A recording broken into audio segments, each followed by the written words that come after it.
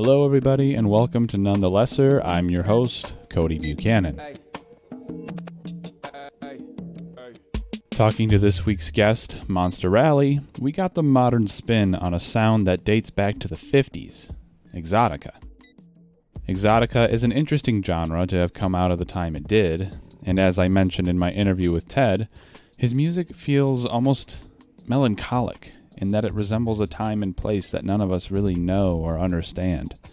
But what makes it interesting is that the 50s were a time of post-war prosperity, where the over 4 million Americans that could afford one would gather around their TVs to watch I Love Lucy, and the radio was broadcasting the likes of Elvis and Chuck Berry.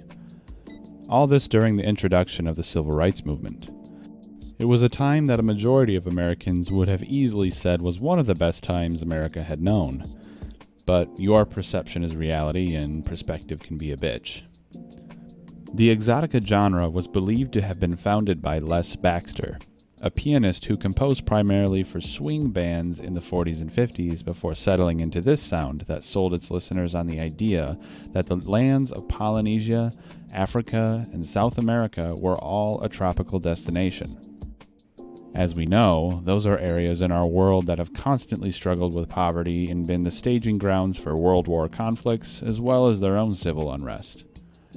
However, the music would have you believe in an enchanted place of cool drinks and warm sands, which tourist locations may even sell you on that idea today.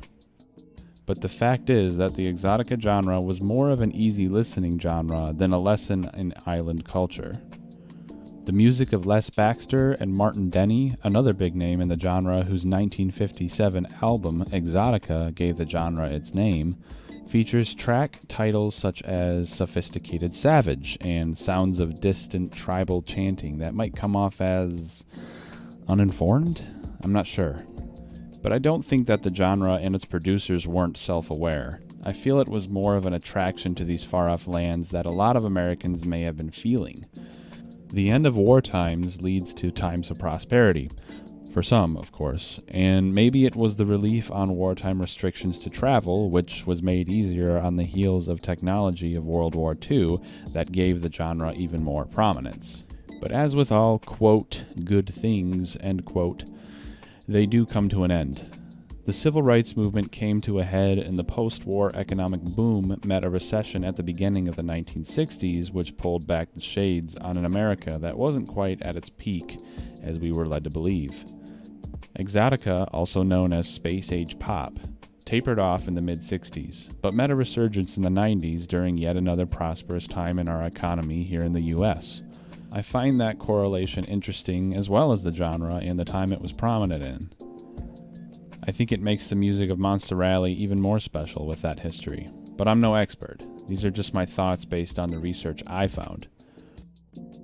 Thanks for listening to this bonus episode of None the Lesser. Hopefully you listened to my interview with Monster Rally, the episode that inspired this research.